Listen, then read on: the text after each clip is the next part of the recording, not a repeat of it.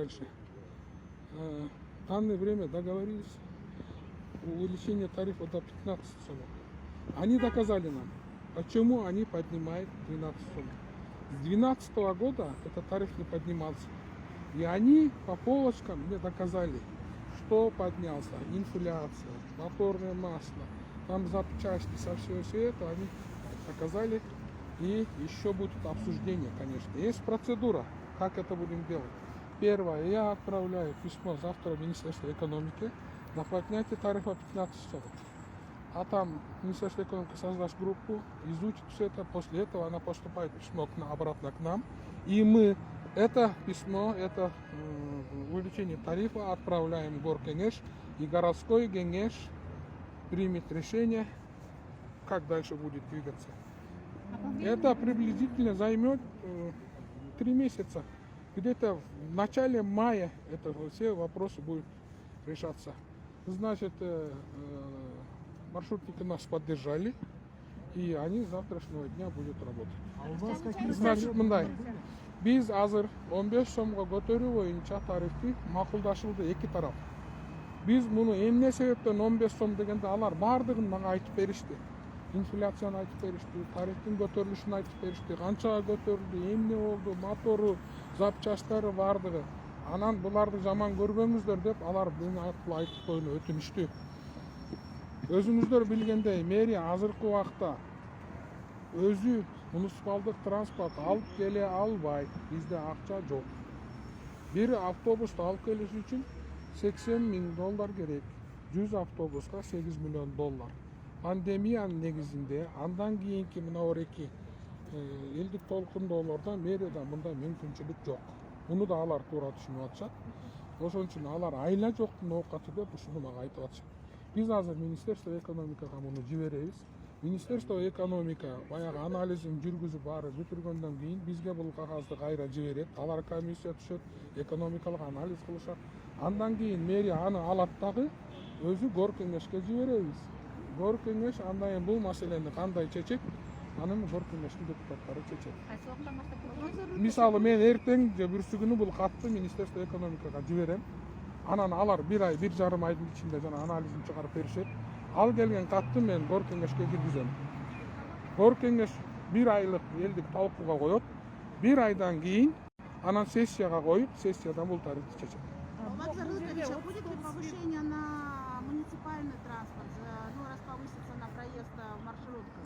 Мы сейчас об этом думаем, мы сейчас будем разговаривать, тоже анализировать, потом об этом сообщим. Бабак Зарлыкович, мынакей, 39 фирма иштеп атат Бишкек шаардык транспортунда. 39 фирма өзүнүн лоббисин койду да сиздерге тарифти көтөрүлүш берди, айдоочулар эмес. Эмне үчүн фирмаларды сиздер ошол эле ак жолтой, ошол эле лиганы эмнеге сиздер жазалабайсыңар? Эч кандай чара көргөн жоксуңар шаардык бийлик? Мындайда 1,5 миң маршрутный такси көчөгө чыгып атат. Мен аларга чара көрө алам, аларды кыйнай алам, аларга күчкө сала алам. Бирок реальностьти бетке карабайлы отурганда, эгер 1,5 миң маршрутка эртең көчөгө чыкпаса, хаос болот шаарда. Мен элди ташый албайм, мен ачыгын айтайын. Мен саясатчы эмесмин. Депутат да болбойм деп айттым, мэрликке да барбайм деп атам. Болгон чындыкты айтып атам.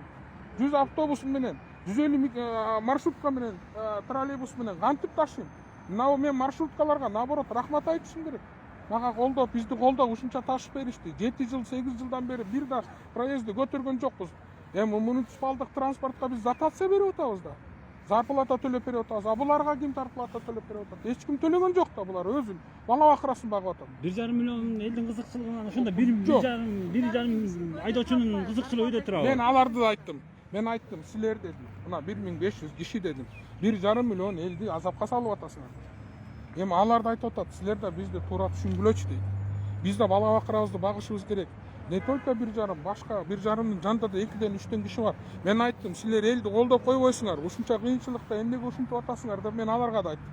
Бирок алар бизге айтып атат, туура биз элди түшүнүп атабыз. Биз көп деле суранган жокпуз. 8 жылдан бери инфляция өттү, базарда баалар өсүп атат, тигил өсүп атат. Булар баарын бизге эртең биз силерге беребиз аны бар.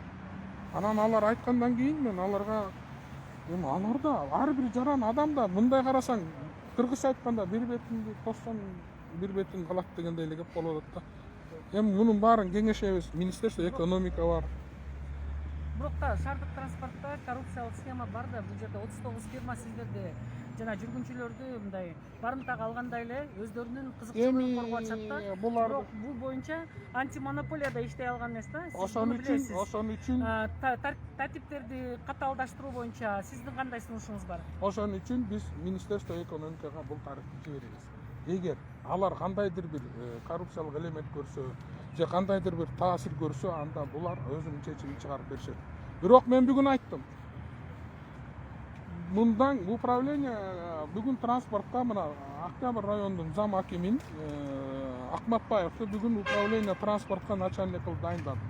Мен айттым, управление транспортта коррупциялык элементтер жоюлушу керек. Фирмалардан алган. ГАИге, инспекцияга, башкаларга берип аткан бүткүл коррупциялык элементтер жоюлушу керек деп айттым. Эртеңден баштап шопурлар өзлөрүнүн бирден кишилерин мага берет.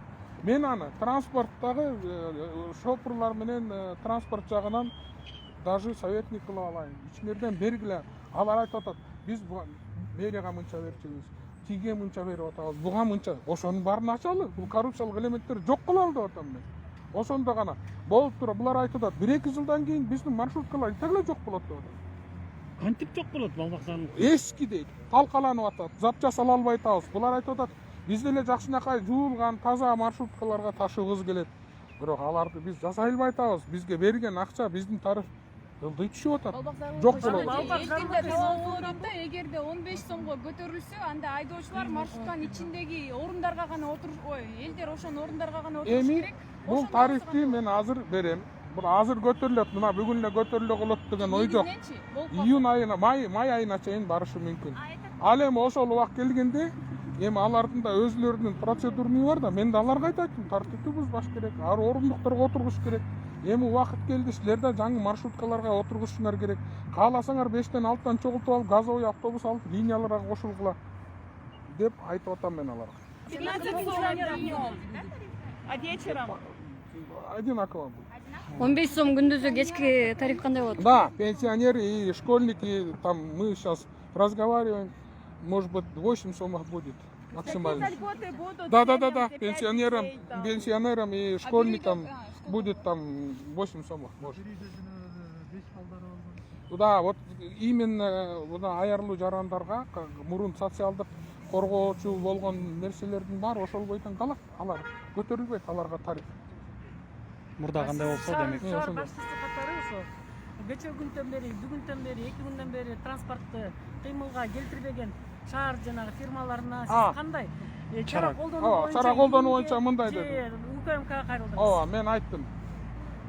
Шаарда бир группа жүрөт. Бир эмес 5-6 группа жүрөт. Маршруткаларды чыккандарды, терезелерин талкалап, кээ бирөө неметип атат. Ошолорду азыр таап туруп кечке чейин камайм мен эгер тапсам аларды. Алар бизге белгилүү. Может быть, это саботажниктер, биз билбейбиз аларды. Экинчиден, экинчи сурооңуз кандай эле? Жанагы фирмалар атайын уюштуруп, ошо тарифти аларды могу силер саботаж кылып атасыңар. Момундай иштер жүрүп атат, мен аларды азыр мен токтотом.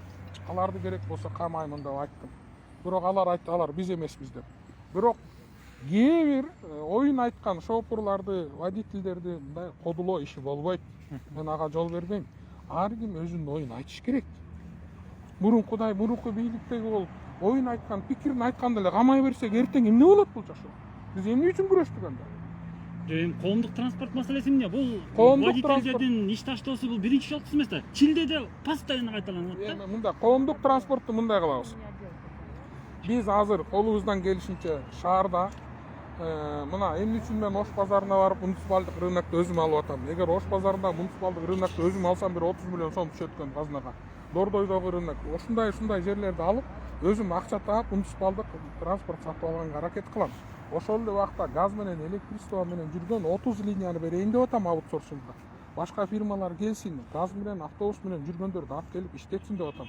Бирок ошол эле убакта ошол фирмалар эртең ушундай акыбалга алып келбеш үчүн алар менен контракт түзүп атканда жесткий контракт түзүшүбүз керек. Эмдиги жылы 20 сомго көтөрүп бербей деп талап койсо дагы көтөрөбүзбү ошондо эми? Эми аны ошол убакта көрөлү, бирок эми 20 сомго көтөрүп элдин 7 жылдан бери көтөрүлбөй турган нерсени андай талап койсо, андайга барбайт болушубуз керек. Когда объявите конкурс на аутсорсинг? Вот, 30 Я уже человек. объявил. Кто хочет прийти, я посольством всем отправил. Через интернет сказал. Кто хочет, пусть приходят. Электрические, газовые автобусы. Я уже объявил. Элдин наразычылыгынан көзгөн алынат. Мисалы көчөдө элден сурамчылар жүргүзсөң баардыгы эле каршы пикирлерин айтып атышат да. Бир эле маршрутка менен жүрбөйбүз. Пересадка кылып 3-4 маршрутка менен жүрөт. Анда кыйналып калабыз деп атат. Ошон үчүн Министерство экономикага жиберип атабыз. Анализ кылышат. Алар менен сүйлөшөт.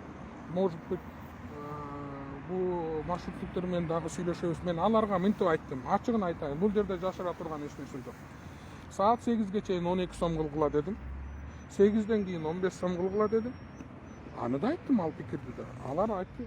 Биз анда такыр эчтеке болбой калып атат. 10 сом менен 12 сомдун айырмасы жок болот. Анда алардын баарын талабы менен 15 сом дедик. Анан биз да ошол 15 сомго азырынча макул